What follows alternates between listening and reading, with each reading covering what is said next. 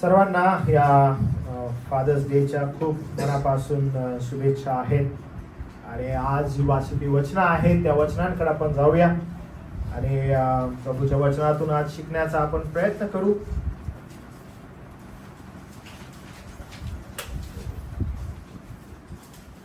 कारण आपण फिलिप्पे करासपत्र शिकत आहोत आणि अचानक आपण वाचलेलं आहे कलसे करासपत्रातील भाग. आणि फिलिप्पे करासपत्र जे आहे ते शिकत असताना अचानकपणे कलसे करासपत्राला आपण उडी मारत आहे. याचा एकच उद्देश आहे की आज एक महत्त्वपूर्ण दिवस आहे, फादर्स डे. आणि जगभर हा फादर्स डे मनवण्यात येत आहे. आणि प्रत्येक दिवस जो आहे तो एक स्पेशल डे आहे. आणि जेव्हा कधी आपण अशा दिवसांकडे बघतो त्याच्यामध्ये एक विशेषण जोडलेलं आहे. तर आपण पण त्या दृष्टिकोनातून त्या ज्यावेळेस एखाद्या विशेष दिवसाकडे पाहतो तर त्या दिवसामध्ये आपण काय शिकू शकतो किंवा देव आपल्याला काय विशेष संदेश आपल्याला सांगायचा आहे त्याच्याकडे आपण लक्ष देणं आवश्यक आहे. आणि ज्यावेळेस कधी आपण बाप म्हणतो, पिता म्हणतो, इंग्लिशमध्ये फादर, डॅड असं म्हणण्यात येतं. तर हे डायरेक्टली जेव्हा कधी आपण फादर असं म्हणण्यात येतं तर फादर म्हणायला पवित्र शास्त्रामध्ये आपण वारंवार पाहतो की परमेश्वर देव बाप स्वतःला बाप, पिता असं संबोधत आहे असं आपल्याला आढळतं. आणि जेव्हा ह्या पिता असं म्हणण्यात आल्या इनफॅक्ट आपण ज्यावेळेस आपल्या कॉटेज प्रेयर चालू आहे त्याच्यामध्ये पण आपण पाहतो आपण प्रभूची प्रार्थना घेत आहोत. आणि प्रभूची प्रार्थना घेताना सुरुवातच प्रभू येशू ख्रिस्त अशा रीतीने करतो की तुम्ही अशा प्रकारे प्रार्थना करा. आणि मग तो सांगतो की हे आमच्या स्वर्गातील पित्या, हे आमच्या स्वर्गातील बापा, आणि अशी सुरुवात करायला सांगतो. आणि तो सांगतो की तुम्ही पित्याला कशा रीतीने संबोधलं पाहिजे.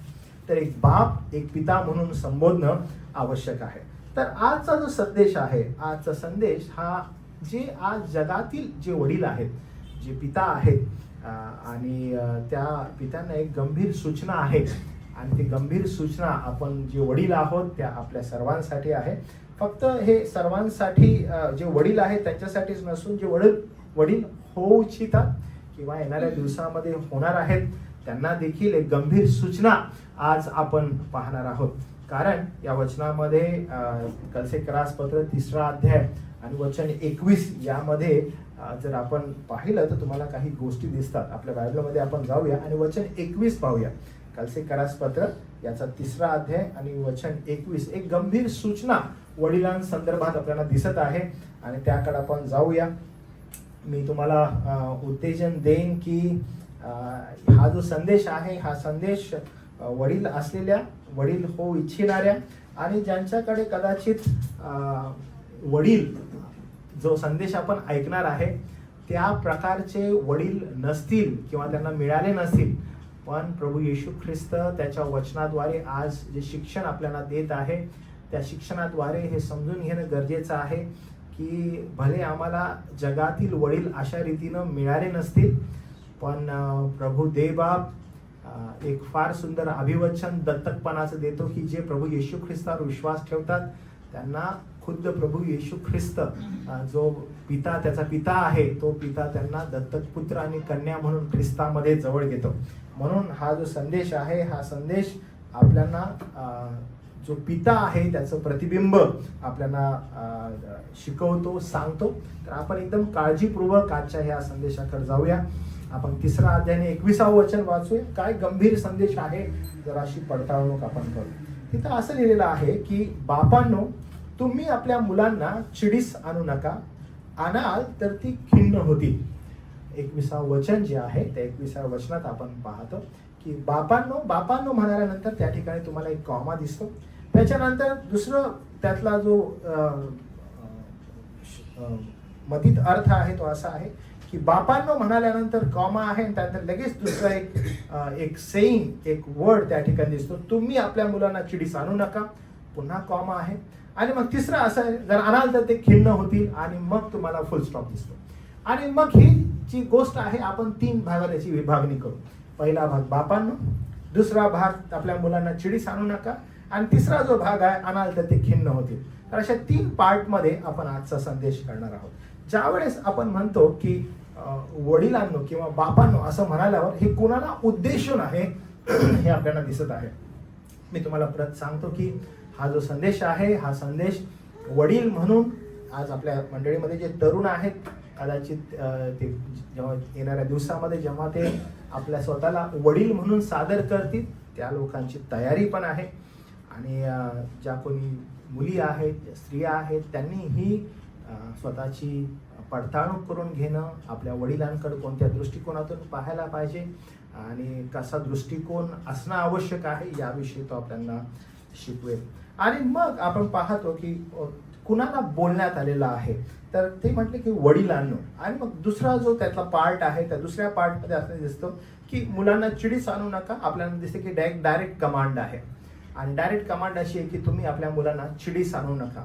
आणि तिसरं जे आहे का चिडीस आणू नका, तर तिसरा जो गोष्ट आहे त्याच्यामध्ये उद्देश दिसतो. का असं केल्यावर काय घडेल, तर उद्देश असा आहे की ते खिन्न होतील. म्हणून बापांनो, वडिलांनो, तुम्ही आपल्या मुलांना चिडीस आणू नका, आज्ञा आहे. आणि तिसरी गोष्ट जी आहे, का आज्ञा देण्यात येत आहे, कारण असं म्हटलेला उद्देश हा होईल की ते खिन्न होतील. म्हणून हे वचन केवळ अशा पालकत्वासाठी नाही, तर देवाच्या स्वरूपाचे प्रतिबिंब दाखवण्यासाठी आहे. म्हणून हे वचन जे आहे हे प्रत्येकासाठी आहे की वडील म्हणाल्या हे ख्रिस्ताचं प्रतिबिंब जे आहे ते आपल्याला दिसतं. पण ज्यावेळेस आपण म्हणतो की पित्याचं प्रतिबिंब, पिता म्हणाल्या जो स्वर्गीय पिता आहे त्याच्याविषयी थोडंसं समजून घेणं गरजेचं आहे की स्वर्गीय पिता जेव्हा आपण समजतो तेव्हा आपण जे म्हटलेलं आहे की बापांनो, ते आपल्याला समजण्यास थोडीशी मदत होईल. कारण खुद्द पवित्र शास्त्रामध्ये प्रभू येशू ख्रिस्त 6वा अध्याय 9वं वचन मत्तेयाचं याच्यामध्ये स्पष्ट रीतीने सांगतो की तुम्ही ज्यावेळेस कधी प्रार्थना कराल तुम्ही अशा प्रकारे प्रार्थना करा, हे आमच्या बापा, हे आमच्या पित्या. असं का म्हणण्यात आलेलं आहे की आपल्या स्वर्गीय जो निर्माणकर्ता सार्वभौम देव आहे, या देवालाच तुम्ही ज्यावेळेस संबोधाल तेव्हा त्याला तुम्ही पिता म्हणून संबोधा, त्याला बाप म्हणून संबोधा. हे आपल्याला काय दर्शवतं की आज जे जगातील वडील आहेत त्या वडिलांवर एक फार मोठी जबाबदारी आपल्याला या ठिकाणी दिसते. कारण जेव्हा आपली लेकरं आपल्याला बाप, वडील, फादर, डॅडी असं हे संबोधतात, तेव्हा ज्यावेळेस प्रभू येशू ख्रिस्त आणि ख्रिस्ताच्या प्रार्थनेकडे आपण पाहतो, तोही आपल्या पित्याला आपल्या पिता म्हणून अशी हाक मारतो. ज्यावेळेस परमेश्वराला तो पिता म्हणून हाक मारतो, त्याच्यावर विश्वास ठेवणारे जेवढे आहेत त्यांना त्यानं आपली मुलं होण्याचा अधिकार दिलेला आहे. आणि दत्तक पत्र आणि कन्या आपण होतो आणि त्याला काय हाक मारतो, तर बाप्पा, पित्या. म्हणून आज जगामध्ये जगत असताना जे वडील आहेत, जे बाप आहेत, त्यांच्यावर एक फार मोठी जबाबदारी आपल्याला दिसते. कारण येशू ख्रिस्त स्वतः त्याच्या विश्वासणाऱ्यांना शिकवतो की आपण देवाला पिता म्हणून हाक मारावं. आणि मग असं होत असताना येशू एक गोष्ट क्लिअर करतो आणि येशू असं म्हणतो की देव काय सर्वांचाच पिता आहे का? देव जो आहे तो काय सर्वांचाच पिता आहे का? तर नाही. तर वचन काय म्हणत आहे त्या वचनाकडे आपण जाऊ, म्हणजे आपल्याला स्पष्ट रीतीने समजेल की देवाला पिता असं कोण संबोधू शकतं. तर देवाला पिता कोण संबोधू शकतं? योहानाचं सुवर्तमान याचा 8वा अध्याय आणि 42 ते 44 वचन आपण काढूया. योहानाचं सुवर्तमान याचा 8वा अध्याय आणि 42 ते 44 वचन. आणि ह्याच्यामध्ये फार सुंदर रीतीनं प्रभू येशू ख्रिस्त पिता हा जो आहे त्याला कोण पिता म्हणून हाक मारू शकतं? सर्वच मारू शकतात का? तर नाही. चॅप्टर 8 वर्स 42 टू 44 त्याच्यामध्ये असं लिहिलं बघा. येशूने त्यास म्हटले, देव जर तुमचा पिता असता तर तुम्ही मजवर प्रीती केली असते. काय सर्वजण देवाला पिता म्हणून ओळखू शकतात का? काय सर्वजण देवाला पिता म्हणून हाक मारू शकतात का? तर प्रभू येशू ख्रिस्त एक फार सुंदर रीतीनं गोष्ट या ठिकाणी क्लिअर करत आहे की कोण देवाला, परमेश्वराला पिता म्हणून हाक मारू शकतात. तर तो असं म्हणतो सर्वच जण का? तो बोलतो नाही. तर तुम्ही मजवर जे प्रीती करता तेच लोक देवाला पिता म्हणून हाक मारू शकतात. एवढंच नाही, कारण मी देवापासून निघालो आलो आहे, मी आपण होऊन आलो नाही, तर त्यानं मला पाठवलेलं आहे. जो कोणी प्रभू येशू ख्रिस्तावर विश्वास ठेवतो, त्याच्या वचनावर विश्वास ठेवतो, तोच त्याच्या पित्याला पित्या म्हणून हाक मारू शकतो. म्हणून ज्यावेळेस प्रभू येशू ख्रिस्त म्हणतो की तुम्ही अशा प्रकारे प्रार्थना करा, हे आमच्या स्वर्गातील पित्या, म्हणजे आपल्या प्रार्थनेमध्ये जेव्हा आपण हाक मारतो बापाला आणि म्हणतो की हे देव बापा, हे देव बापा, हे पित्या, आमच्याकडे तू पहा, हे कोण लोक आहेत जे पित्याला हाक मारू शकतात? जे प्रभू येशू ख्रिस्तावर विश्वास ठेवतात, जे प्रभू येशू ख्रिस्ताच्या वचनावर विश्वास ठेवतात ते. म्हणून आपल्याला ना पुढे जात असताना जो वडिलांचा असणारा संदेश आहे, तो वडिलांचा असणारा संदेश तुम्हाला आणि मला या वचनामध्ये काय शिकवत आहे किंवा काय सांगत आहे, सगळ्यात पहिला समजून घेणं गरजेचं आहे की देव जो आपला पिता आहे त्याला हाक कोण मारू शकतो. देव जो पिता आहे त्याला येशू ख्रिस्त, त्याच्यावर जर तुमची प्रीती आहे आणि ज्याच्यावर त्याची प्रीती आहे तो त्याच्या आज्ञा पाळतो, आणि तोच जो व्यक्ती आहे तोच व्यक्ती देवाला पिता म्हणून हाक मारू शकतो. मी आपणहून आलो नाही तर त्यानं मला पाठवलेलं आहे. म्हणजे पित्यानं एका विशेष उद्देशानं आपल्या पुत्राला या पृथ्वीवर पाठवलेलं आहे आणि त्याच्या पाठवणाऱ्यावर आपण विश्वास ठेवत आहे.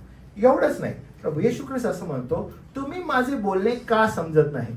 याचे कारण असे आहे की तुमच्याने माझे वचन ऐकवत नाही. म्हणजे जो कोणी प्रभू येशू ख्रिस्तावर म्हणत आहे की आमचा तुझ्यावर विश्वास आहे किंवा आमची तुझ्यावर प्रीती आहे, तर त्यानं प्रभू येशू ख्रिस्ताची वचनं पाळावेत. जो प्रभू येशू ख्रिस्ताची वचनं पाळतो तोच त्याच्या पित्यावर प्रीती करतो आणि त्याच्या पित्याला तो पिता म्हणू शकतो आणि त्यालाच तो अधिकार आहे, सर्वांना नाही. म्हणून कदाचित आज मंडळीमध्ये अनेक जण आहेत जे देवाला पिता म्हणून हाक मारतात, पण जर पिता म्हणून हाक मारत आहे तर पिता म्हणण्या अगोदर त्याची कॅलिबर काय आहे किंवा कोण व्यक्ती त्याला पिता म्हणून हाक मारू शकतो? जो प्रभू येशू ख्रिस्तावर प्रीती करतो. जो प्रभू येशू ख्रिस्तावर प्रीती करतो तर त्याची वचनं पाळतो. आणि म्हणून प्रभू येशू ख्रिस्त या ठिकाणी थांबत नाही, तर तो पुढे काय म्हणतो बघा, जर तुम्ही प्रभू येशू ख्रिस्तावर प्रीती करत नाही, देवाला पिता म्हणून हाक मारत नाही, तर दुसरी कॅटेगरी आहे. दुसरी कॅटेगरी अशी आहे की मग या जगातील लोक कुणाचे आहेत? हे जगातील लोक कोण आहेत? वचन काय म्हणतं बघा, वचन 44, तुम्ही आपला बाप सैतान यापासून झाला. का बरं?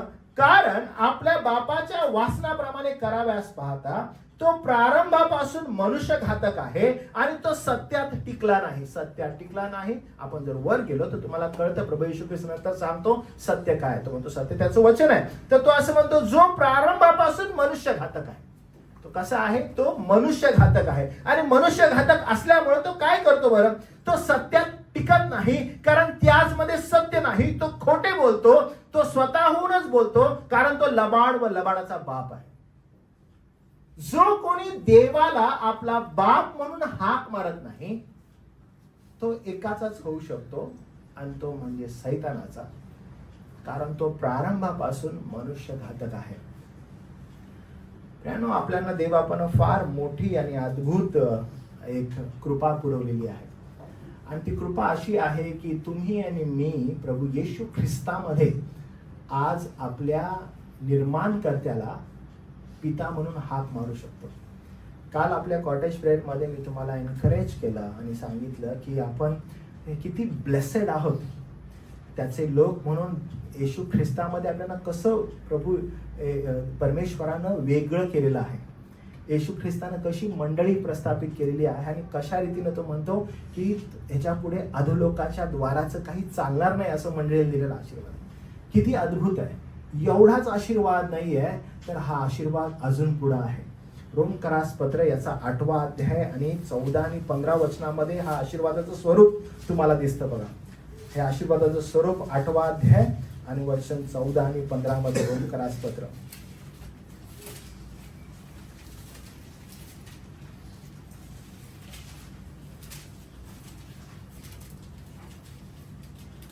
आणि 15 वचन. जितक्यास देवाचा आत्मा चालवतो ते देवपुत्र आहेत. जितक्यांना देवाचा आत्मा चालवतो ते कसे आहेत? ते देवपुत्र आहेत. इथंच नाही थांबत, बघा हा आशीर्वाद पुढं कसा आहे. कारण पुन्हा भीती बाळगावी असा दासपणाचा आत्मा तुम्हाला मिळाला नाही, तर ज्याच्या योगे आपण आबा बापाशी हाक मारतो असा दत्तकपणाचा आत्मा आपल्याला मिळालेला आहे. मी स्टार्टिंगला प्रार्थनेमध्ये पण तुम्हाला सांगितलं, आपण प्रार्थना प्रभूला करत असताना आपण प्रभूला म्हणलं, देवबापा मी धन्यवाद देतो की आज तू आम्हाला तुझे दत्तक पुत्र आणि कन्या म्हणण्याचा अधिकार दिलेला आहे. ह्याचा अर्थ काय माहितीये का? जे प्रभू येशू ख्रिस्त योहानाच्या शुभवर्तमानामध्ये बोलत आहे की जर तुमचा बाप तो स्वर्गीय बाप नाहीये, देव जो पिता, तर त्याची एकच कॅटेगरी होऊ शकते की त्यांचा बाप सैतान आहे. कारण सैतान प्रारंभापासून मनुष्य घातक आहे आणि आपल्याला हे दिसतं, आपण कालही पाहिलं आणि आजही आपण त्याच्यावर कॉन्सन्ट्रेट करत आहोत की येशू ख्रिस्तामध्ये तुम्हाला आणि मला हा आशीर्वाद मिळालेला आहे की आपण त्या सार्वभौम देवाला आबा आणि बापाशी हाक मारू शकतो. कुणाद्वारे? तर केवळ प्रभू येशू ख्रिस्ताद्वारे. आणि म्हणून प्रभू येशू ख्रिस्त म्हणतो की तुम्ही जर असं म्हणता की तुम्ही पित्यावर प्रेम करता, तर तुम्ही सगळ्यात पहिला माझ्या आज्ञा पाळता, तुम्ही माझ्यावर प्रीती करता. जर तुम्ही माझ्यावर प्रीती करता तर तुम्ही माझी जी वचनं आहेत ती तुम्ही पाळता, माझी वचनं तुम्हामध्ये आहेत, मगच तुम्हाला तो सार्वकालिक जो आशीर्वाद आहे दत्तकपणाचा तो तुम्हाला मिळतो. प्रभू येशू ख्रिस्ताद्वारे तो प्राप्त झालेला आहे. म्हणजे आज आपण या ठिकाणी आहोत. Why we are so blessed. आपण का बरं या जगामध्ये जगत असताना एवढे आशीर्वादित आहोत? कारण येशू ख्रिस्तामध्ये तुम्ही आणि मी या जगाचा जो बाप आहे त्या जगाच्या बापाकडे आपण न पाहता, त्याला बाप न म्हणता, आपल्याला दत्तक पुत्र आणि कन्या प्रभू येशू ख्रिस्ताद्वारे बनवण्यात आलेला आहे. आणि आपण आज त्या सार्वभौम देवाला आबा बापाशी हाक मारू शकतो. हा अधिकार सर्वांनाच नाहीये. हे सर्वच जण बोलू शकत नाहीत. तर जे कोणी प्रभू येशू ख्रिस्ताद्वारे तारलेले आहेत तेच हे बोलू शकतात. किती अद्भुत ही गोष्ट आहे. म्हणून ज्या वेळेस आपण हे वाचतो आणि याच्याकडे लक्ष देतो, आपल्याला एक फार गंभीर जबाबदारीला सामोरे जाणं गरजेचं आहे. कारण जेव्हा आबा आणि बापा हे नाव येतं तेव्हा आपण पित्याकडे पाहत असताना त्याला आपण असं म्हणत आहोत की तू सार्वभौम देव, तू निर्माण करता देव. तो स्वतःला संबोधून घेत असताना असं म्हणत आहे की तुम्ही मला आबा आणि बाप्पा म्हणू शकता, तुम्ही मला पिता म्हणून म्हणू शकता. आणि जेव्हा विश्वासणारा ख्रिस्ती व्यक्ती त्याला आबा आणि बाप्पा म्हणतो, तर त्या आबा आणि बाप्पाचं प्रतिबिंब एक बाप म्हणून स्वतःमध्ये पडताळून घेणं हे फार आवश्यक आहे.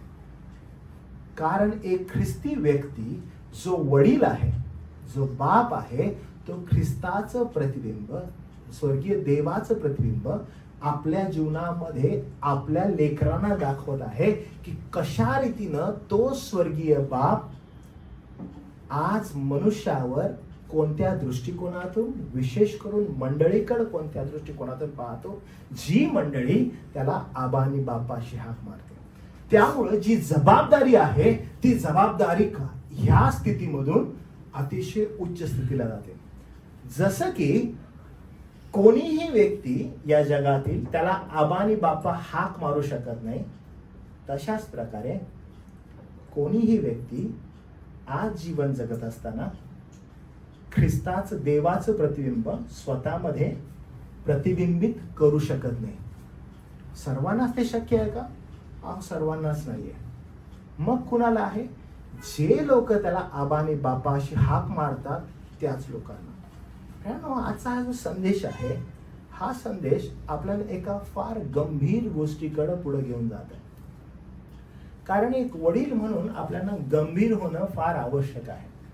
जे पिता आहेत त्यांना, जे पिता होऊ इच्छितात त्यांना, आणि जे तुम्ही या ठिकाणी बसलेले आहात, तुम्ही प्रत्येक जण एका गांभीर्यानं वडील या दृष्टिकोनाकडे पाहणं गरजेचं आहे. कारण वडील म्हणाल्या देव स्वतः काय करत आहे? गंभीर होऊन सूचना देते आणि म्हणत आहे दत्तक पुत्र आणि कन्या आहात. ज्यावेळेस दत्तक पुत्र आणि कन्या आहात, स्वतःला वडील म्हणून संबोधन देत आहे. तर त्या वडिलाचं प्रतिबिंब आपल्या जीवनातून कशा रीतीनं प्रगट होईल त्याच्याकडे घेऊन जाणारा हा संदेश आहे. हा संदेश आपल्याला काय शिकवत आहे? त्याचं सामर्थ्य, त्याचं शहाणपण, त्याचा संयम, त्याचा न्याय, त्याची कृपा, हे सर्व जे पित्यामध्ये आहे ते जगिक बापामध्ये प्रतिबिंबित होणं आवश्यक आहे. आणि ती जबाबदारी आज देवाचं वचन आपल्याला पुन्हा उलगडून सांगत आहे. म्हणून कदाचित जे तुमचे वडील आहेत त्या वडिलांमध्ये त्याची सार्वभौम देवाची कोमलता, त्या सार्वभौम देवासारखं शहाणपण, त्या सार्वभौम देवासारखं संयम, त्या सार्वभौम देवासारखा न्याय, त्या सार्वभौम देवासारखी कृपा प्रतिबिंबित होत आहे का, ती पडताळून करणं आवश्यक आहे. आणि जर समजा असे वडील आपल्याला लाभले नसतील, तर मग आपण एक फार मोठा आशीर्वाद आपल्याकडे आहे की प्रभू येशू ख्रिस्तामध्ये जो सार्वभौम देव आहे त्या देवाकडे आपण लक्ष केंद्रित करावं असं आपल्याला वचन सांगतं.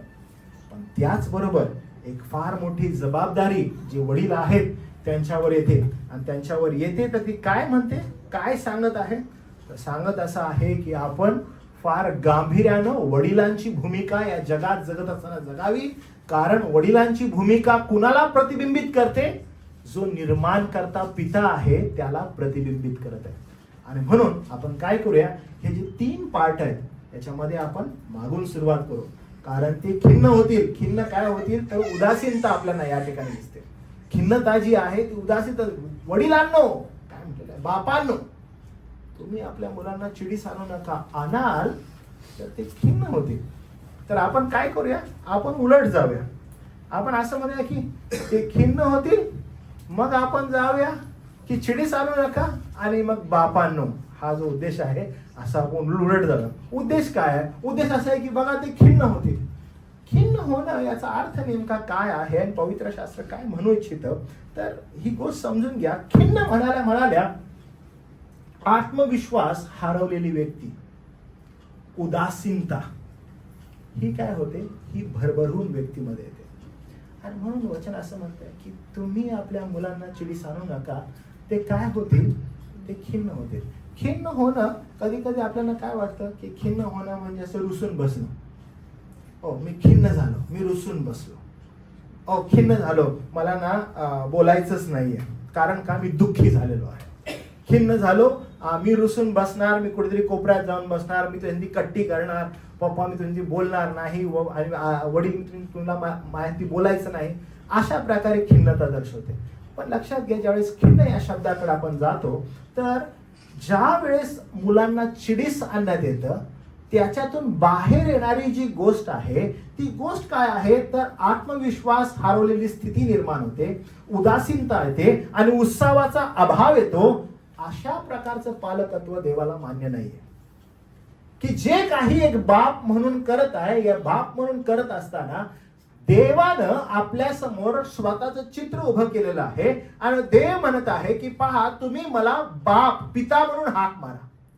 आणि जेव्हा पिता म्हणून हाक मारण्यात येत आहे, प्रभू जर एखादं शासन करतो तर त्या शासनातून बाहेर काही येणारी गोष्ट आहे. जर बाहेर येणारी गोष्ट उदासीनता आहे, बाहेर येणारी गोष्ट हरवलेली स्थिती आहे, बाहेर येणारी गोष्ट उत्साहाचा अभाव आहे, बाहेर येणारी गोष्ट उदासीनता आहे, प्रभुदेवा त्याच्या संपूर्ण शास्त्रामध्ये जेव्हा तो स्वतःला पिता म्हणून संबोधतो आणि जेव्हा तो एखाद्याला अनुशासन करतो, तो मला असं कधीच आढळणार नाही की ही परिस्थिती बाहेर आलेली आहे.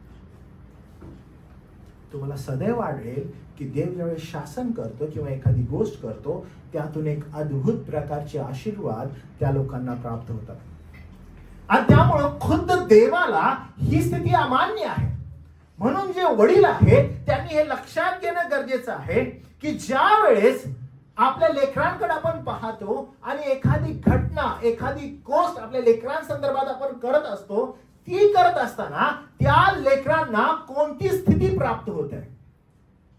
एक सदैव वडील म्हणून हे लक्षात ठेवणं गरजेचं आहे की मी माझ्या लेकरांसंदर्भात एखादी घटना करत आहे, एखादं शासन करत आहे, त्याचा उद्देश नेमका काय आहे. त्याचा उद्देश हा आहे का की त्यांनी आत्मविश्वास हरवून जावा, त्यांचा आत्मविश्वास पूर्णपणे गेलेला असावा, त्यांनी उदासीन व्हावं, त्यांना समजूच नाही पुढे काय करायचं. उदाहरणामध्ये जर समजा एखादा व्यक्ती आहे, एखादा बाप आहे आणि आपला मुलगा जो आहे किंवा मुलगी जी आहे ती काही गोष्टी करत आहे.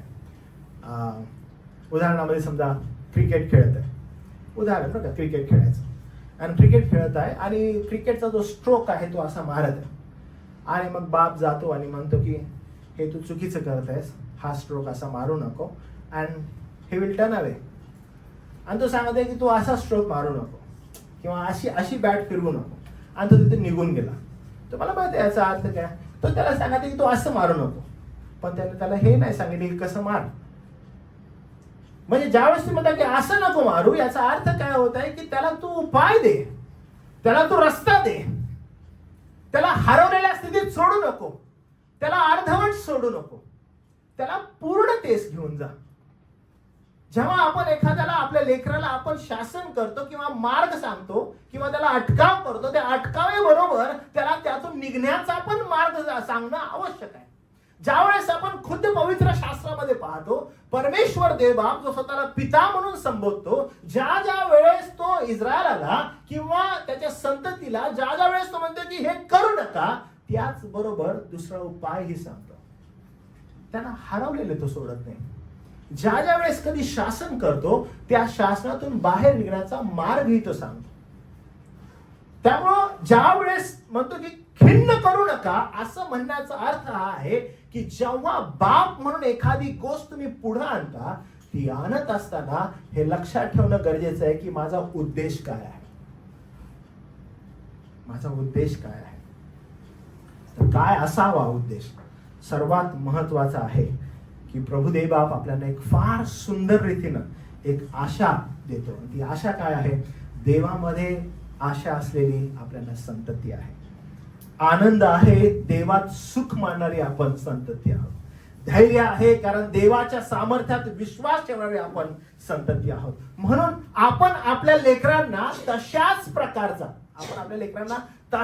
प्रकारचा आशावाद द्यावा, तशाच प्रकारचं धैर्य द्यावं, तशाच प्रकारचा आनंद देण्याचा प्रयत्न करावा. हे एका बापाचं चिन्ह आहे. उद्देश काय असावा?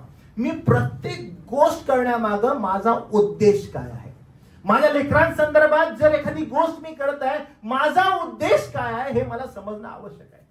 परमेश्वर देवबाप ज्यावेळेस पित्याची जबाबदारी ज्यावेळेस तो मंडळी समोर आणतो, वचनाद्वारे आणतो, तो कशा प्रकारे स्वतःला प्रगट करतो, स्वतः कशा प्रकारे तो मंडळी समोर येतो आणि पिता म्हणून जबाबदारी पार पाडतो, आपल्याला दिसते की तो धैर्य देतो, तो आनंद देतो आणि तो आशावाद देतो.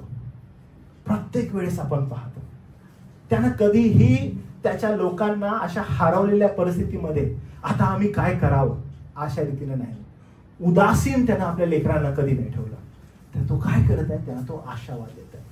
ईच अँड एव्हरी टाइम जो वडील असतो तो तरतूद करण्यामागं, जो वडील असतो तो कशा रीतीनं मी माझ्या लेकरांसंदर्भात उद्देश आहे त्याविषयी तो क्लिअर असतो.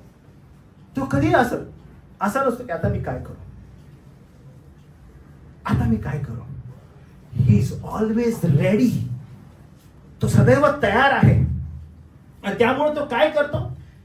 पृथ्वीवरील यश, पैसा, प्रतिष्ठा यावर आधारित आत्मविश्वास हे खरं नाही आहे हे त्यांना शिकवतो.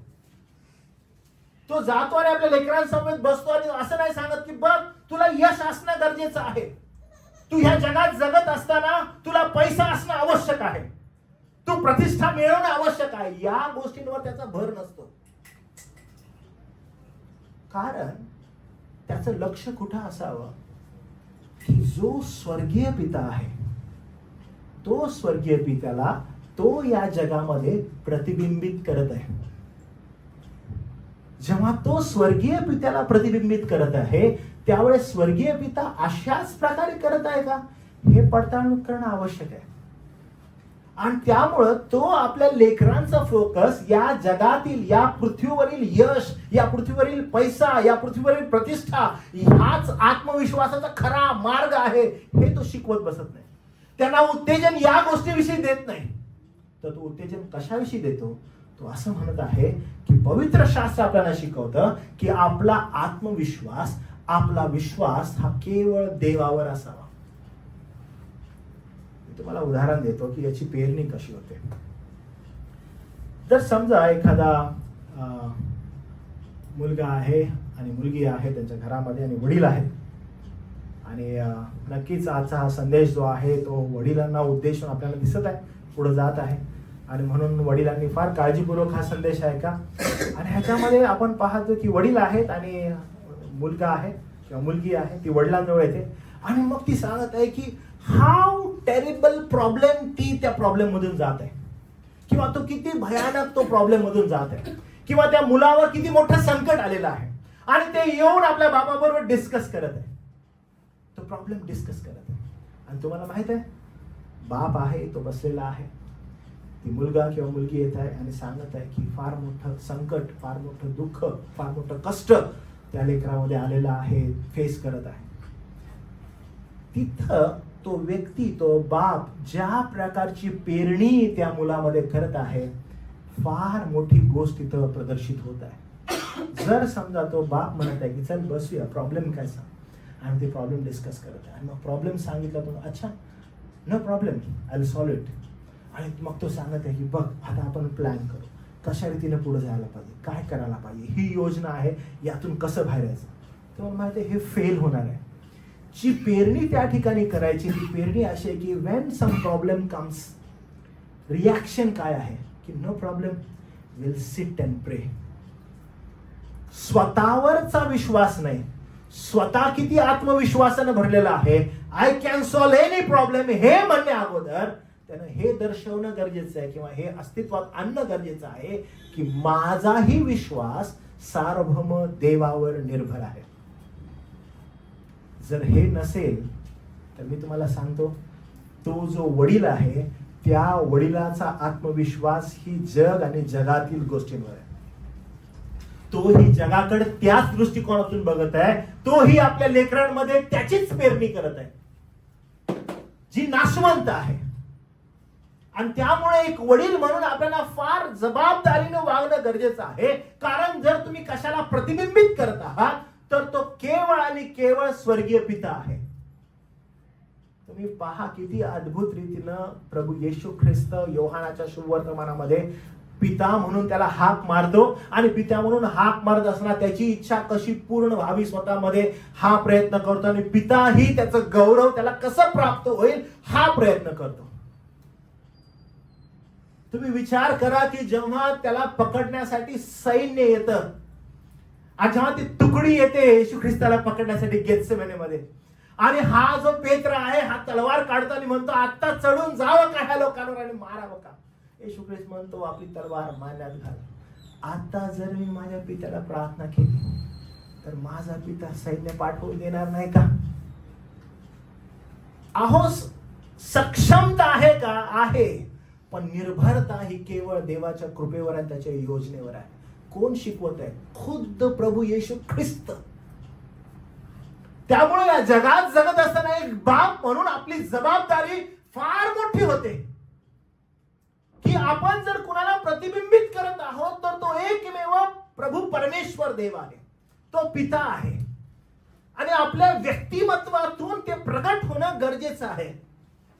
आणि त्यामुळे वडील जे आहेत, ह्या वडिलांवर ही जबाबदारी आहे की ज्या वेळेला तुमची लेकरं आणि तुम्ही तुमच्या लेकरांसमोर पृथ्वीवरील यश, पैसा, प्रतिष्ठा यावर आत्मविश्वास आहे आणि याच्यावर आत्मविश्वास ठेव, हाच जीवनाचा मार्ग आहे. ज्यावेळेस या गोष्टी तुम्ही प्रदर्शित करू लागता त्यावेळेस तुम्ही एक फेल पिता ठरता. मी विशेष करून आज पित्यांना विनंती करतो की तुमचा विश्वास तुम्ही केवळ देवावर ठेवा. स्वतःची शक्ती, स्वतःचं सामर्थ्य, स्वतःचा पैसा, प्रतिष्ठा यावर तुमचा विश्वास कधी असू नये. पॉल एक एकदम जिवंत उदाहरण देतो आणि ते जिवंत उदाहरण स्वतःविषयी आहे. मी तुम्हाला सांगतो हे किती अद्भुत आहे बघा. ज्यावेळेस एखादं व्यक्तिमत्व अशा रीतीने उभं राहतं देवपित्याचं किती जबरदस्त गौरव होतं. करिन्थकरास दुसरं पत्र याचा पहिला अध्याय 8 आणि 9 वचन तुम्ही पहा. ते वचन काय म्हटलंय, कोणीतरी 8 वाचा, 9 मी कंप्लीट करतो. करिन्थकरास दुसरं पत्र याचा पहिला अध्याय 8 आणि 9 वचन, आणि मी 9 वचन तुमच्यासाठी कंप्लीट करतो. बघा काय लिहिलेलं आहे, तो काय म्हणत आहे. 8 वचन कोणीतरी वाचा मोठ्याने. आत्म्याच्या योग्य उद्भवलेल्या तुमच्या प्रीतीविषयी त्याने समज केली आहे. दुसरं करिन्थ पहिला अध्याय 8वं वचन. बंधू जनो, आशियात आमच्यावर आलेल्या संकटाविषयी बरोबर तुम्हाला ठाऊक नसावे अशी माझी इच्छा नाही. बरोबर. ते असे की आम्ही आमच्या शक्ती पलीकडे अतिशय दडपले गेलो. तुम्ही बघितलं काय झालेलं होतं पावलाचं. तो म्हणतो आशिया खंडात आमच्यावर खूप मोठं संकट आलं, आणि एवढं मोठं संकट आलं की आम्ही दडपलो गेलो. म्हणजे तो असे तसं संकट नव्हतं आलं, फार कठीण संकट आलेलं होतं. आता हे यासाठी संत पॉल सांगत आहे की ध्येय कुणावर असावं, तो म्हणतो असं काही संकट आलं की आम्हाला असं वाटलं की आम्ही मरणार. तुम्हाला समजत आहे, मरणायोग्य संकट आलं. म्हणजे अशा भयानक परिस्थितीतून, मरणायोग्य संकटातून पॉल काय करत आहे? आपली जर्नी करत आहे, जात आहे. तुम्हाला माहित आहे काय झालं? वचन असं म्हणतं की देवाने जेव्हा त्याला त्या मृत्यूच्या दारात नेले, का बरं? पॉल नव्या वचनात काय म्हणतो बघा. तो असं म्हणतो, फारच तर काय आम्ही मरणार असे आमचे मन आम्हाला सांगत होते. आम्हाला असं वाटलं की आता आम्ही मरणारच आहे. एवढ्या स्थितीपर्यंत आम्ही गेलो. कोण आहे? प्रत्येक जण आबा आणि बापा त्याला हात मारू शकतात? बिलकुल नाही. बघा काय शिकला तो. त्या आत्मिक बापानं त्याला कसं ट्रेन केलेलं आहे, तो स्वर्गीय बापानं कसं त्याला तयार केलेलं आहे. तर म्हणतो फारच फार काय आम्ही मरणार असे आमचे मन आम्हाला सांगत होते. आम्ही स्वतःवर नव्हे तर मृतांना सजीव करणाऱ्या देवावर भरोसा ठेवावा, म्हणून हे झालं. त्याने एकदम कठीण परिस्थितीतून, एकदम विचित्र स्वतःच्या जीवनाच्या परिस्थितीतून काही जर बाहेर काढलं तर तो म्हणला की मृतांना सजीव करणारा जो देव आहे त्याच्यावर आम्ही विश्वास ठेवला. जे आज या ठिकाणी बाप आहेत, मी तुम्हाला विनंती करत आहे की तुम्ही तुमच्या लेकरांना कशा रीतीनं ट्रेन करणं गरजेचं आहे, कशा रीतीनं तयार करणं आवश्यक आहे. जर तुम्ही आज आपल्या लेकरांना या जगामधील प्रतिष्ठा, आत्मविश्वासामध्ये कसं वाढावं, यश कसं प्राप्त करून घ्यावं, पैसा कसा प्राप्त करून घ्यावा, माझ्याकडे बघ किती पैसा आहे, मी किती धनाढ्य आहे आणि काही काळजी नको करू, तुझी प्रत्येक जनरेशन आशीर्वादित होईल, आध्यात्मिक नाही तर शारीरिक दृष्टिकोनातून याची तरतूद मी केलेली आहे. तुम्हाला सांगू, हे सगळं नाशवंत आहे, हे संपणारं आहे. प्रत्येक गोष्ट ज्यावेळेस तुम्ही तुमच्या लेकरांसमवेत करत आहात, उद्देश ठेवा. आणि उद्देश कसा असावा? जो परमेश्वराचा उद्देश आहे. परमेश्वराचा उद्देश ज्यावेळेस त्याच्या लेकरांना तो ट्रेन करतो त्यावेळेस तो त्यांना आशावादी ठेवतो. ज्यावेळेस त्यांना तो ट्रेन करतो त्याचा उद्देश आहे की त्यांना आनंद प्राप्त व्हावा. ज्यावेळेस त्यांना तो ट्रेन करतो त्यावेळेस त्याचा उद्देश आहे की त्यांना धैर्य प्राप्त व्हावं. की ज्या वेळेस या जीवनामध्ये कठीण प्रसंग येतील, they'll be stand firm. एकमेव उद्देश आहे. कदाचित जे आपण या ठिकाणी बसलेलो आहोत, आपलं ध्येय आपल्याला क्लिअर असणं गरजेचं आहे की आम्ही ज्यावेळेस आमचे जीवन जगत आहोत, जसा देव यथायोग्य रीतीनं त्याच्या लेकरांना या प्रवासामध्ये घेऊन जातो जगाच्या, का एक बाप म्हणून मी तशा प्रकारे माझ्या लेकरांना घेऊन जात आहे. पण वडील ही एक फार मोठी जबाबदारी आहे. तेव्हा मी ही तयारी करत होतो मेसेजची, मला स्वतःला अनेकदा असं वाटत होतं की किती वीक मी आहे एक बाप म्हणून. मला किती तयारी करणं गरजेचं आहे, किती ठिकाणी कमकुवत आहे मी. कारण आमच्या समोर जे उद्देश ठेवलेला आहे ते सर्वसाधारण बिलकुल नाहीये. आमच्या समोर ठेवलेला उद्देश, आमच्या समोर ठेवलेला जो बाप आहे तो स्वर्गीय बाप आहे. आणि त्याच्याकडे पाहण्यासाठी आपल्याला एनकरेज करण्यात येते. म्हणून जबाबदारी ही फार मोठी आहे आणि म्हणून फार गांभीर्यानं आपल्याला हे घेणं गरजेचं आहे.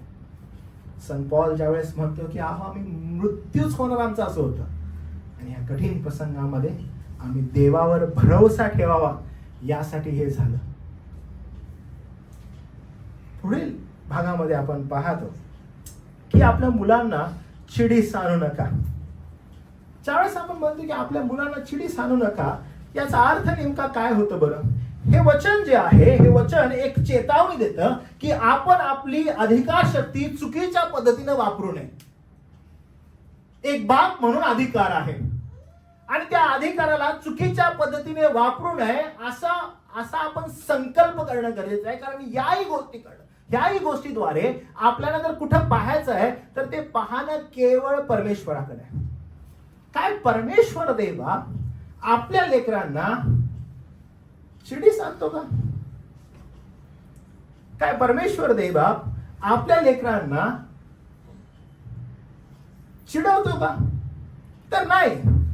चुकीच्या शिस्तीचा उपयोग जो आहे, जी शिस्त लावायची आहे, ती शिस्त लावत असताना चुकीची शिस्त काय आहे बरं? तर काय उपयोग होतो चुकीच्या शिस्तीचा? पहिली गोष्ट, कठोर शब्दांचा वापर होतो. दुसरी गोष्ट, असमंजसपणा आणि असमंजस अपेक्षा निर्माण होतात. तिसरी गोष्ट, सतत टीका होते. आपल्या लेकरांना सतत टीका होते. लेकरांचं सतत कंपॅरिझन व्हायला लागतं. यानं काय होतं? यानं असं होतं की मुलं चिडीस येतात. आणि चिडीस येतात याचा अर्थ नेमका काय आहे माहिती आहे का? ह्याचा अर्थ बिलकुल हा आहे की तुमची मुलं आत्मविश्वास गमावून बसतात. आपली मुलं आत्मविश्वास गमावून बसतात एवढंच नाही, तर आपली मुलं निराश होतात. आपली मुलं निराश होतात एवढंच नाही, तर आपली मुलं अंतर्मुख होतात. अंतर्मुख होणं याचा अर्थ माहिती आहे तुम्हाला? अंतर्मुख होणं याचा अर्थ गप्प होतात. ते डोंट टॉक. जर तुम्हाला पाहायचं आहे की योग्य वडील, जो योग्य बाप आहे, जर तो आपल्या मुलांसाठी संवाद करत आहे आणि तो आपल्या मुलांना शिस्त लावत आहे, तर त्या शिस्तीचा परिणाम काय असला पाहिजे? त्या शिस्तीचा परिणाम आशावादी मुलं असली पाहिजेत. शिस्तीचा परिणाम त्यांना आनंद प्राप्त झाला पाहिजे. शिस्तीचा परिणाम त्यांना धैर्य प्राप्त झालं पाहिजे. पण जर त्या शिस्तीचा परिणाम आपली मुलं अंतर्मुख होतात, आपली मुलं निराश होतात, आपली मुलं जर उदासीन होतात, मी तुम्हाला सांगू, आपण अयोग्य शिस्त मुलांना लावत आहे. जर मला अजून आठवतं की मी एका घरी जायचो, ज्यावेळेस मी एकदम स्टार्टिंगला सेवा चालू केली होती, आणि अनेक ख्रिस्ती कुटुंबांची स्थिती अशी आहे. आणि मी घरी जायचो आणि घरी गेल्यानंतर त्या घरातील जी मुलं आहेत, मुलं मुली असतात, तर मला असं सांगण्यात यायचं की जे वडील आहेत ते विशेष करून म्हणायचे की हो, माझ्या मुलाला ना सध्या तो खूप शांत आहे, तो बोलत नाही आणि तो आतल्या खोलीत आहे, फारसे त्याला बोलवू नका. Let it be that. अंतर्मुख होत आहेत. ते काय करत आहेत? ते फेलोशिप टाळत आहेत, लोकांशी संवाद करत नाहीत. वाय? बिकॉज एक बाप म्हणून मी एक योग्य शिस्त लावत नाही. शिस्तीचा परिणाम काय असायला पाहिजे? त्यांना एक आशावाद निर्माण व्हायला पाहिजे. शिस्तीचा परिणाम काय असला पाहिजे? त्यांना आनंद मिळाला पाहिजे. शिस्तीचा परिणाम काय असला पाहिजे? त्यांना धैर्य प्राप्त व्हायला पाहिजे. इन्स्टेंट काय होत आहे की आपण त्यांच्या जीवनामध्ये जे काही पेरत आहोत, त्या पेरण्याद्वारे त्यांना निराशा प्राप्त होते. Very sad. कुठल्या गोष्टीमध्ये? अहो, आत्मिक देहाच्या गोष्टींमध्ये they are happy. Send them to picture. अरे बाप रे, माझे पप्पा मला ना तिकीटाला पैसे देतात, ए चला पिक्चरला चाललो, मला आनंद. तुम्ही एक बाप म्हणून त्यांचा आनंद कुठं शोधा लागलाय? कुठं इन्व्हेस्ट करायला त्यांच्या लाईफमध्ये? You should bring them to cross. त्यांना तुम्ही वधस्तंभाच्या जवळ आणणारे लोक असायला पाहिजे. कारण जो आनंद आहे तो तिथे आहे, जे समाधान आहे ते तिथे आहे.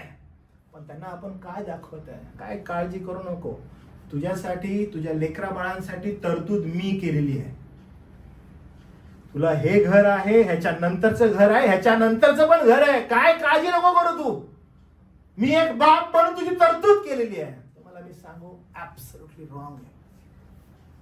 तुम्हाला आठवतं आपण 78 स्तोत्र आपण स्टार्टिंगला वाचलं, आणि त्या स्तोत्रामध्ये फार क्लिअरली एक गोष्ट आपल्याला कळत आहे.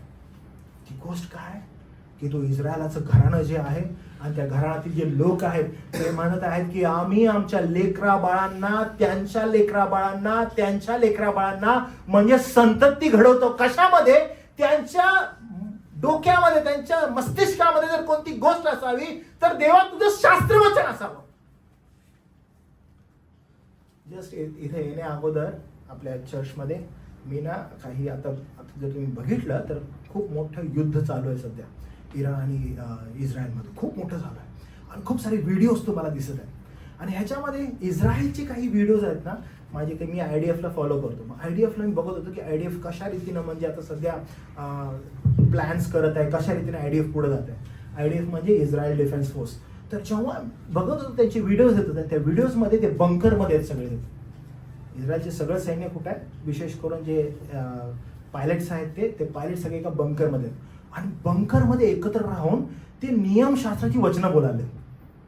तुम्हाला माहिती आहे ते काय करायला, नियमशास्त्र आणि बाय हार्ट, बरं का, बाय हार्ट वचनं बोलाले.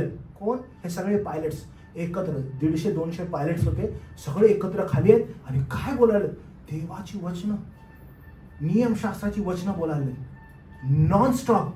त्याचं खाली ट्रान्सलेशन येत आहे पण ते सगळेजण बोलाले. कसलं जबरदस्त ट्रेन केलं बघा. त्यांची देवावर असणारी ती आस्था बघा कसं झालं. जनरेशन्स त्यांनी तयार केले. तुम्हाला माहिती आहे आपण आपले जनरेशन्स कसे तयार करायला लागलोय, कसे तयार करताय एक बाप म्हणून. मी माझे generations, I am leading them to Christ. मी शिस्त काय लावली पाहिजे त्यांना बाप म्हणून? अहो ख्रिस्ताकडे द्यायला पाहिजे. मी शिस्त लावायला पाहिजे.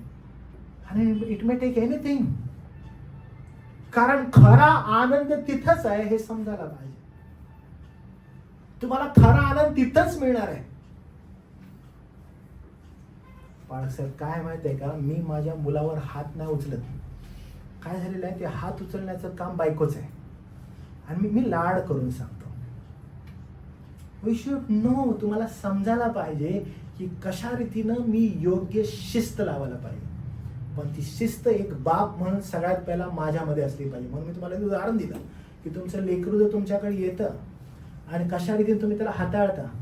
तुम्ही एक बाप म्हणून सगळ्यात पहिला त्याच्याबरोबर म्हणता का काही हरकत नाही बेटा, विल प्रे, आपण प्रार्थना करून देवबाप आपल्याला मार्ग दाखवेल. तुम्ही एक अशी पेरणी करत आहे, सांगत आहे की आपला उद्देश, आपला सार्वभौम देवच आपलं सर्व काही आहे. देन आधी इतर गोष्टी आहेत ज्याच्याकडे तुम्ही बघू शकता. पण त्याला हे सांगणं आवश्यक आहे की आपण प्रभूकडेच जायला पाहिजे. ज्यावेळेस अद्वै लहान होता मला आठवतं की आम्ही ना त्याला असं सांगितलेलं होतं की जेव्हा कधी तुला काही गरज असेल किंवा एखादी गोष्ट पाहिजे असेल, तू मम्मी पप्पाकडे मागण्याऐवजी तू देव बापाकडे पहिला मागायचं. आणि ना हे एकदम लहान असताना आम्ही त्याला सांगत होतो की तुला जर काही हवं आहे यू शुड आस्क गॉड. कारण आपल्या घरामध्ये तो लहान होता, त्याला माहित नव्हतं आणि त्याला असं वाटत होतं की तो लिटरली जो देव आहे ना तो घरात राहतो. आणि मग तो काय करायचा की त्याला जर काही हवं आहे तर इनविजिबल देव, गॉड आहे, देव आहे, आणि तो प्रार्थना करायचा, देव बापा मला ना सायकल हवी आहे देव बापा. आणि कारण त्याला हे माहित होतं की जर त्याला मागितलं तर तोच सांगेल पप्पाला. म्हणजे मी पप्पाकडे नाही जायला पाहिजे, मी देवबापाकडे जायला पाहिजे आणि गॉड विल टेल हिम. कारण तो हायर ऑथॉरिटी आहे घराचा. We are nobody. तो आहे. मला जर काही मागायचंय, मला ह्याच्याकडे जायचं नाही, ह्याचा पप्पा आहे काय त्याकडे जायचंय आणि त्याला मागायचं. and then he will provide. and it's very important की आपण आपल्या लेकरांना कशा रीतीने ट्रेन करत आहे, कशा रीतीने सांगत आहे.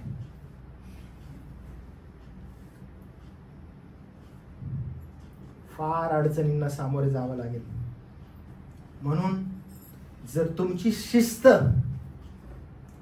आशावाद, धैर्य आणि आनंद नसेल ह्यातून प्राप्त होणार, जर होप तुम्ही तुमच्या लेकरांना दिला नाही, जर तुम्ही तुमच्या लेकरांना आनंद दिला नाही, जॉय दिला नाही तुमच्या शिस्तीद्वारे, तर लक्षात घ्या आपण योग्य शिस्त लावत नाही. आपण त्यांना काय द्यायला लागलो माहित आहे? आपण त्यांना अंतर्मुख करत आहे. They don't talk, they are within themselves. आतमध्येच आहेत, कुछ नाही बोला. निराश, सदैव ते कसे आहेत? निराश, चिडचिडे, आत्मविश्वासहीन, कॉन्फिडन्सच नाही त्यांच्यामध्ये. त्यांना बोलायला सांगितलं का थांबलं बाबा, मोठे मोठे झालोय आम्ही पण आम्हाला बोलताच येत नाहीये. लोकांनी संभाषण कसं करायचं समजतच नाहीये. का बरं? कुणाचा दोष आहे हा? योग्य प्रकारे बापानं शिस्त लावली. मी तुम्हाला सांगेन बरं का, वाय फादर, एकदा मी एंडला मी सांगेन का बापाला सांगितलं हे सगळं तुम्हाला मी सांगेन. का बापच, घराचा बाप योग्य असणं फार आवश्यक आहे. का बाप कधी कधी आपण म्हणतो की नाही बाई आहे हो, घर बांधते, घर. कुठं लिहिलंय? कुणी सांगितलंय? कुणी बोललंय? कुठं लिहिलंय बायबलमध्ये? बाई घर बांधते आणि घर बाईच तोडते. कोणी सांगितले? काय लिहिलंय स्तोत्र संहितेमध्ये? आणि ती पाडते. मूर्ख स्त्री. हा, स्त्रीच घर बांधते, स्त्रीच घर पाडते? नाही, ते म्हणजे मूर्ख स्त्री. मूर्ख स्त्री काय करते? आणि आपल्या हाताने पाडते. मूर्ख स्त्री. बरं का, शून्य स्त्री घर बांधते. हो, पण पुरुष काय करतो? ठेवायसारखा गप बसतो? नाही. There is a huge responsibility for father. आणि म्हणून ज्यावेळेस नवीन करारात आपण पाहतो, it's directly upon the fathers. Father father and father. का बरं? तुम्ही पहा, नीतिसूत्रे फार सुंदर आहे. याच नीतिसूत्रामध्ये तिथे लिहिलेलं आहे की तो पती काय करतो आपल्या पत्नी समवेत, कशा रीतीने तिला बिल्ड करतो. का बरं? कारण पहा, ही मुलं काय होतात, जर योग्य शिस्त लावली नाही तर निराश होतात, आत्मविश्वासहीन व अंतर्मुख होतात. पण ज्या गोष्टी मुलांना निराश करतात ते काय आहेत, तर स्वतः देवात न आनंदी राहणारा त्यांचा पिता असतो. कोण मुलं अशी होतात बरं? तर ती मुलं ही आहेत, त्यांच्या वडिलांकडे तुम्ही जा आणि त्यांच्या वडिलांना ज्यावेळेस तुम्ही पाहाल, त्यांचे वडील कधीही तुम्हाला प्रभूमध्ये स्वतः आनंदित आहेत असं दिसणार नाही. जर पिता स्वतः देवात आनंद मानत नसेल तर मुलांमध्ये देवाचा आनंद कसा मानतील मुलं? मुलं कसे आनंदित राहतील प्रभूमध्ये? कारण बापच प्रभूमध्ये आनंदित नाही. बाप बोलत आहे की लेकरांना प्रभूमध्ये आनंद, पण बापच जर आनंदित नाही प्रभूमध्ये तर कसं होईल? कसं शक्य आहे? म्हणून बापानं प्रभूमध्ये आनंदित असणं आवश्यक आहे, जेणेकरून स्वतः देवात आनंदी राहणारी लेकरं होतील. अनिश्चित, अस्थिर व कठोर शिस्त जी असते ती नेमकी काय असते बरं? तर बघा, हा अचानक संताप येतो, शिक्षा मुलांमध्ये असुरक्षितता निर्माण करते. काही जण असतात जे ना एकदम म्हणजे मारधाडीलाच पेटलेले असतात. मला आठवतं की माझ्या एक स्पॅन होता माझ्या लाईफमध्ये, त्याच्यामध्ये ना पप्पा माझ्यासाठी कधी असे बसून बोललेले मला आठवले नाहीत माझे पप्पा, की आम्ही काही टॉक केलंय, बसलोय, बोललोय. आणि जेव्हा कधी वडील म्हणालो तर एकच उद्देश आहे की मारणारा बाप. आणि पप्पांचे ते व्यक्तिमत्व माझ्या डोक्यामध्ये सदैव होतं. आणि आज जेव्हा पवित्र शास्त्राकडे आपण ज्यावेळेस पाहतो त्यावेळेस आपल्याला असं दिसतं की संतापानं, म्हणजे मागच्या वेळेस पण सांगितलेलं होतं तुम्हाला की संतापानं केलेली शिक्षा जी असते याचा अर्थ मला संताप आलेला आहे आणि तो संताप आल्यावर मी काय करतो, माझा राग मला शांत करायचा आहे. माझा राग मला शांत करायचा आहे म्हणून मी संतापानं एखाद्यावर शिक्षा करतो माझ्या लेकरावर, माझा राग शांत होण्यासाठी. इन्स्टेड माझी शिस्त कशी असावी की मुलांना शिस्त लागावी, हा माझा उद्देश असावा. पण जर माझा उद्देश तो नाहीये तर माझा उद्देश काय असतो की मला राग अनावर झालेला आहे आणि माझा राग मला शांत करायचा आहे म्हणून मी शिस्त लावत आहे, आणि ते अयोग्य आहे. म्हणून ती शिस्त काय करते, ती शिस्त लेकरांना असुरक्षितता निर्माण करते. लेकरांमध्ये असुरक्षितता असते, दे आर नॉट कम्फर्टेबल. आणि ती असुरक्षितता जी आहे तर आपल्याला असं वाटायला लागतं की ती असुरक्षितता लेकरांमध्ये निर्माण होते. आणि निर्माण झाल्यानंतर जी गरज लेकरांना आहे, गरज काय आहे बरं? स्थैर्य आहे लेकरांना, प्रेमपूर्वक आमंत्रण आहे लेकरांना, त्यांच्या पाठीवरून हात आहे लेकरांना, हे असणं आवश्यक आहे. पण मला माझा राग जर शांत करायचा आहे आणि तो राग शांत करण्यासाठी मला दिलेली लेकरं आहेत म्हणून मी त्यांना शिस्त लावत आहे असं वाटत आहे, पण शिस्त नाहीये. म्हणून तुमची शिस्त कशा प्रकारची असावी? तुमची शिस्त अशा प्रकारची असावी ज्याद्वारे तुमचा उद्देश जो आहे तो पूर्ण व्हावा आणि तुमचा उद्देश मनुष्य केंद्रित कधी नसावा. तुमचा उद्देश हा सदैव परमेश्वराचं जे प्रतिबिंब आहे ते प्रतिबिंब पुढे आणणारा उद्देश असावा. त्यामुळं माझा राग शांत करणं हे शिस्तीचं कारण आहे का? बिलकुल नाही. तर माझं शिस्त काय असावी की परमेश्वराचा उद्देश पूर्ण यावा, की लेकरांना समजावं की देव जो पिता कशा रीतीनं प्रीती करतो, कशा रीतीनं न्याय करतो, कशा रीतीने शिस्त त्या लेकरांना लावतो. आणि म्हणून एक वडील म्हणून हे माझं प्रतिबिंब असणं आवश्यक आहे. आणि म्हणून जो पुढचा जो शब्द आहे ज्यावेळेस आपण उलट जातो वडिलांना, मग केवळ वडीलच का बरं? का बरं वडिलांनाच सांगितलेलं आहे? वचन 20 मध्ये ज्यावेळेस आपण वाचतो कलसे करासपत्र 3 अध्याय 20 वचन, तिथं आपल्याला दिसतं की एकत्रित पती पत्नींना हे सांगितलेलं आहे. आई आणि वडिलांना उद्देशून आहे वचन 20 मध्ये, आणि पालकांना एकत्रित आदेश दिलेला आहे. पण ज्यावेळेस आपण 21 वचन वाचतो त्याच्यामध्ये पर्टिक्युलरली पित्यांना उद्देशून सांगितलेलं आहे. कारण पवित्र शास्त्र पित्यांना कौटुंबिक नैतिकतेसाठी एक विशेष जबाबदारी देतो. पत्नी व माता सहकार्य करते. ती काय? सहचरणी आहे, सहचारणी आहे. ती हेल्प करते. पण मार्गदर्शक करणारा जर कोण आहे तर तो बाप आहे. आणि म्हणून नवीन करारामध्ये सदैव पत्नीला सांगितलेलं आहे की तू अधीन राहा आणि तू त्याला सपोर्ट कर प्रत्येक गोष्टीमध्ये. पण जो निर्णय घ्यायचा आहे, जी शिस्त लावायची आहे, ती शिस्तीचं काम कोणाचं? तर बाप. आणि बापाला हे करणं गरजेचं आहे. तो पळ नाही काढू शकत यातून. आज चेक करणं गरजेचं आहे की मी एक योग्य बाप आहे का? मी देवाचं प्रतिबिंब माझ्या लेकरांसमोर प्रस्थापित करत आहे का? कारण आपण पाहिलेलं आहे प्रभू येशू ख्रिस्त डायरेक्टली सांगत आहे की सर्वच जण बाप म्हणू शकतात का? बोलतात नाही. कोण आहे बरं? दत्तक पुत्र आणि कन्या. म्हणून आपला स्वर्गीय बाप स्वतःला जर बाप म्हणून संबोधतो, एक पिता म्हणून आपल्यावर फार मोठी जबाबदारी येते की आपण त्याचं प्रतिबिंब आपल्या लेकरांसमोर घेऊन जावं. आपण कशा रीतीने त्यांच्या बरोबर सहवास ठेवतो हे पित्याचं प्रतिबिंब दिसत आहे. मग आपण प्रीतीनं वागत आहे, पित्याचं प्रतिबिंब आहे. न्यायानं वागत आहे, शिस्त लावत आहे, पित्याचं प्रतिबिंब आहे. म्हणून सदैव प्रत्येक वेळेस लक्षात घ्यावं, मी माझ्या लेकरांच्या जीवनामध्ये कोणत्या गोष्टीची पेरणी करत आहे, मी कशी पेरणी करत आहे. कारण एक बाप म्हणून आपल्यावर फार मोठी जबाबदारी आहे.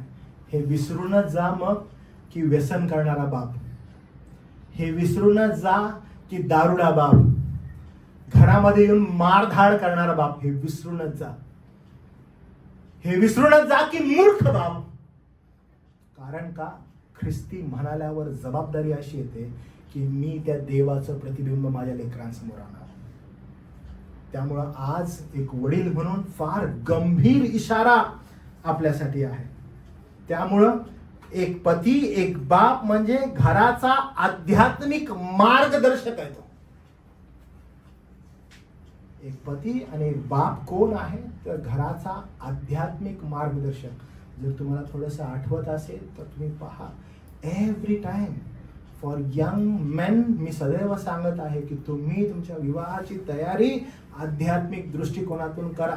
माझं वय झाले, मला घोड्यावर बसवा आणि माझं लग्न करा, हा उद्देश कधी नसावा. तुम्ही तुमची आध्यात्मिक तयारी करा. जर तुम्ही तुमची आध्यात्मिक तयारी कराल, तुम्हाला तुमची जबाबदारी समजेल, तुम्ही एक पती म्हणून आणि एक पिता म्हणून योग्य रीतीने प्रस्थापित व्हाल. मी तुम्हाला सांगतो, तुम्ही ठमे सदैव असाल. आपल्याला फार गंभीर जबाबदारी दिलेली आहे, आध्यात्मिक जबाबदारी दिलेली आहे. तुमची पत्नी नो डाऊट तुमच्या बरोबर आहे. तुमची पत्नी नो डाऊट सहचारणी असल्यामुळं ती तुम्हाला काय करते? प्रत्येक वेळेस मदतनीस आहे. ती प्रत्येक वेळेस तुम्हाला मदत करते. जीवनाच्या प्रत्येक ठिकाणी देवापाने दिलेली ती सहचारणी आहे. ती तुम्हाला मार्गदर्शन करते की कशा रीतीने लेकरं वागत आहेत, कशा रीतीने लेकरं राहत आहेत. ही जबाबदारी बाप म्हणून माझी आहे की मी कशा रीतीने त्यांना हाताळावं. जरूर मला सांगेल की बाबा रे लेकरं अशा रीतीने वागत आहेत, लक्ष दे. ही माझी जबाबदारी आहे की त्यांना योग्य रीतीने शिस्तीवर आणावं. मी योग्य रीतीने शिस्तीवर कधी आणू शकतो? जेव्हा मी स्वतः त्या देवामध्ये आनंदित आहे, जेव्हा मी स्वतः त्या देवामध्ये आशावादी आहे, जेव्हा मी स्वतः देवामध्ये धैर्य आहे मला, मग ते मी माझ्या लेकरांना शिकवू शकतो.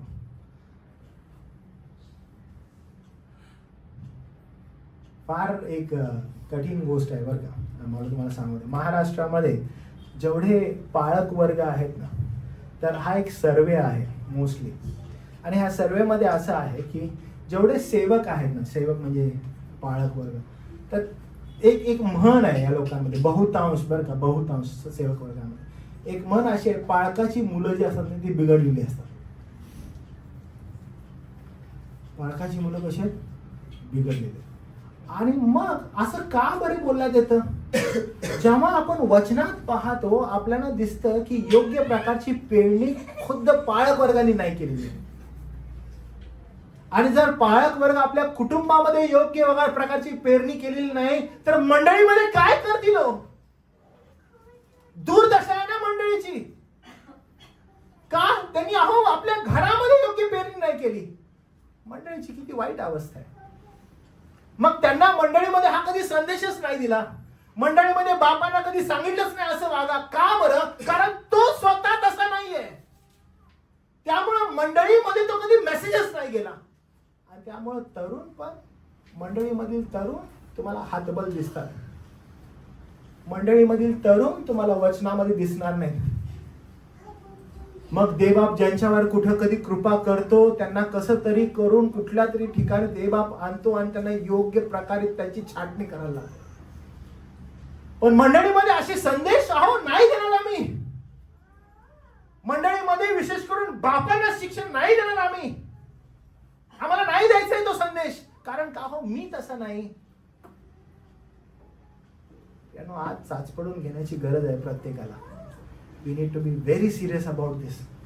कारण खुद्द प्रभू येशू ख्रिस्त ज्या वेळेस त्याच्या सार्वभौम देवाकडे पाहतो त्यावेळेस त्याच्या त्या देवाला तो हाक मारत असताना म्हणतो, हे पित्या. आणि ज्यावेळेस पिता हा शब्द येतो आपल्यावर एक डायरेक्ट गंभीर जबाबदारी येते. आणि ती जबाबदारी अशी आहे की आपण त्या देवाचं प्रतिबिंब आपल्या जीवनामध्ये प्रदर्शित करावं. जे तुम्ही या ठिकाणी वडील आहात, जे कदाचित ऐकणारे वडील असतील, माग जे झालेलं आहे ते माग सोडून देऊन नव्यानं कशा रीतीनं आता पुढे जाता येईल, प्रभूच्या वचनाकडे कसं गांभीर्यानं पाहता येईल ते लक्ष देणं गरजेचं आहे. आणि ते लक्ष देत असताना आपण स्वतःची चाचपडणूक करायला पाहिजे. आणि आपण पाहायला पाहिजे की काय मी स्वतः देवामध्ये पहिला आनंदित आहे का, मी देवामध्ये संतुष्ट आहे का. जर मी देवामध्ये आनंदित आहे तर मग माझी लेकरं प्रभूमध्ये आनंदित राहू शकतात. मी त्यांना योग्य मार्गदर्शन करू शकतो. नाहीतर लक्षात घ्या, हे फार आवश्यक आहे. माझ्यावर देवबापानं फार मोठी कृपा केली आणि मी देवबापाला त्याबद्दल सदैव ऋणी आहे. कारण प्रभूनं लहानपणामध्ये मला दत्तक पुत्र आणि कन्या हा जो आशीर्वाद आहे तो प्रभुदेवापानं मजवर केला, माझी निवड केली. माझे वडील आहेत ना, मला दुकानामध्ये बिडी आणायला पाठवायचे. बिडी माहिती आहे तुम्हाला? बिडी पूर्वी प्यायचे लोक, सिगरेट नाही, बिडी. तर माझे वडील मला बिडी आणायला पाठवायचे. तर मी ज्यावेळेस बिड्या आणायचो वडिलांसाठी, तर नॉट इवन सिंगल टाइम मला असं वाटलं की ती बिडी मी प्यावी. कारण त्यांना तेवढं ज्ञान नसल्यामुळं की आपल्या लेकराला आपण काय आणायला पाठवतो. कारण ती रीत होती गावागावांमध्ये, तर त्यांना माहीत नसायचं की मी हे काय करत आहे. पण माझ्या संगती असणारी जेवढी मुलं आहेत ते प्रत्येक जण ती बिडी जी आहे ती बिडी प्यायची. पण प्रभूनं माझ्यावरती कृपा केली आणि मला कधीही नाही वाटलं की ती बिडी घ्यावी आणि ती प्यावी. कारण प्रभुदेवानं मला त्याच घटकेला वेगळं केलेलं होतं. आणि हे फार कठीण आहे. म्हणून आज या बसलेल्या ठिकाणी जर तुमचे वडील तशा प्रकारे नसतील किंवा तसे राहिले नसतील तर मी तुम्हाला सांगू, जर या कॅटेगरीमध्ये आपले वडील नसतील तर तुम्ही देवाला धन्यवाद द्या की प्रभूनं तुमची नेमणूक, तुमची निवड दत्तक पुत्रांनी कन्या म्हणून केलेली आहे. आपण त्या देवाकडे पाहूया. पण त्याचबरोबर एक फार मोठी गंभीर जबाबदारी जे वडील आहेत त्यांच्यासाठी जे आज या ठिकाणी जे स्वतःला ख्रिस्ती म्हणवत आहेत. तुम्हाला जर कोणती गोष्ट समोर आणायची आहे तर ते केवळ त्या देवाचं प्रतिबिंब आहे.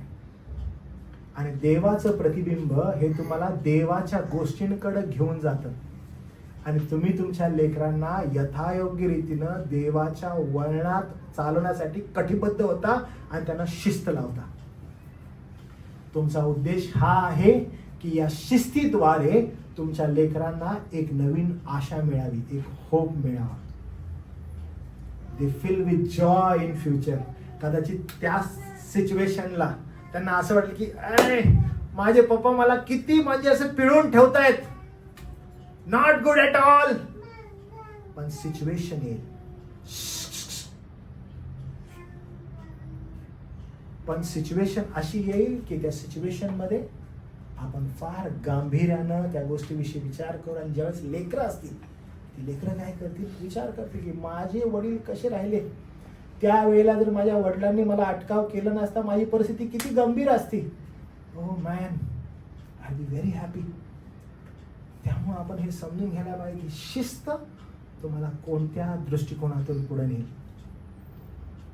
पण ती विनाकारण असणारी अस्थिर, अनिश्चित, कठोर शिस्त टाळणं आवश्यक आहे. ती कठोर शिस्त लेकरांना काय करायचं, ती कठोर शिस्त लेकरांमध्ये असुरक्षितता निर्माण करेल. ती कठोर शिस्त लेकरांना अंतर्मुख करेल. ती कठोर शिस्त लेकरांना उदासीन करून टाकेल. तर तुम्हाला काय करायचं, तुम्हाला फार गंभीर राहायचं एक वडील म्हणून. चाचपडणूक करणं फार आवश्यक आहे. आपल्या लेकरांना शिडीस आणू नका. वडील लक्ष द्या. कारण का, तुमची मुलं खिन्न होतील. त्यामुळे फार गांभीर्यानं या वचनाकडे लक्ष द्या. हे वचन तुम्हाला पुन्हा एक वार परमेश्वर पित्याकडे लक्ष देण्यासाठी कृपा करत आहे. ठीक आहे, प्रार्थना करूया. आपण प्रभूजवळ जाऊ. एक वडील म्हणून आपण स्वतःला प्रभू समोर सादर करू. मी यावेळेस थोडं शांत राहतो. आपण प्रत्येक जण प्रभूकडे जाऊया, प्रार्थना करूया. जे वडील या ठिकाणी आहेत त्यांनी आपल्या मनामध्ये प्रार्थना करा. कदाचित तुम्ही या ठिकाणी बसलेले आहात आणि जर तुम्हाला आज तुमच्या वडिलांची आठवण येत आहे, त्यांच्या शिस्तीची आठवण येत आहे, त्यांच्या जीवनाबद्दल प्रभूला धन्यवाद द्या आणि प्रभूला म्हणा की प्रभू आम्ही तुझे आभार मानतो.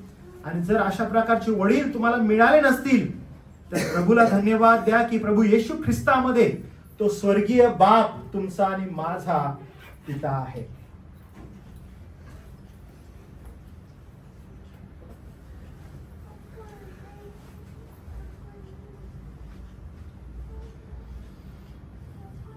प्रियांनो,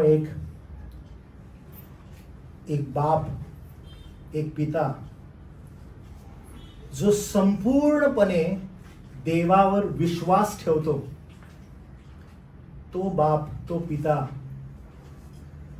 आपल्या संपूर्ण घरासाठी प्रियांनो आशीर्वाद आहे.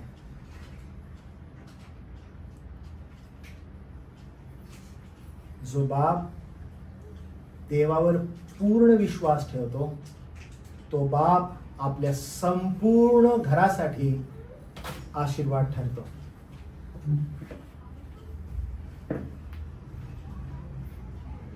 प्रियांनो, स्वतःला पुन्हा एक वार चेक करा. आज ही संधी आहे.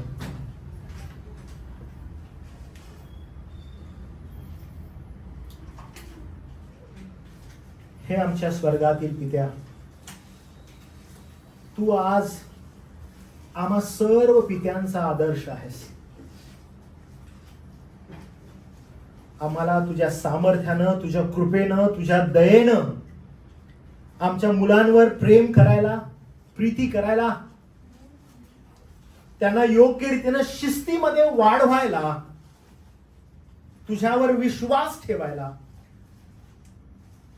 तुझी वचन शिकवायला सहायता कर, मदत कर. आम्ही अशक्त आहोत याची कबुली आम्ही पुन्हा एक वार देवा देतो. आम्हावर हे स्वर्गातील पित्या दया कर. कारण तूच आमचा आदर्श आहेस. तुझा एकुलता एक पुत्र प्रभू येशू ख्रिस्त, त्याच्याद्वारे जो तू आम्हाला आशीर्वाद दिलास त्याबद्दल तुझे आभार मानतो. त्याच्याद्वारे जे दत्तक पण आम्हाला दिलंस त्याबद्दल देवा आम्ही तुझे आभार मानतो. प्रभू देवापा, तू एकच उत्तम पिता आहेस. आणि प्रभू आम्हाला मदत कर की तुझ समान आम्ही बनावं, ज्याद्वारे तुझी लेकरं आम्हाला दिलेस त्यांनी जो तू महान पिता स्वर्गामध्ये राहतोस त्या तुला त्यांनी पाहावं. आम्ही देवा तुला परत एकदा तुझ्या नावाला धन्यवाद देतो की तू आम्हावर कृपा केलेली आहेस. सर्व गौरव मान सन्मान आम्ही तुला देतो कारण ते तुझं आहे. तारणारा प्रभू येशू ख्रिस्त याच्या नावात प्रार्थना केली म्हणून देवा तू आहे. आमेन.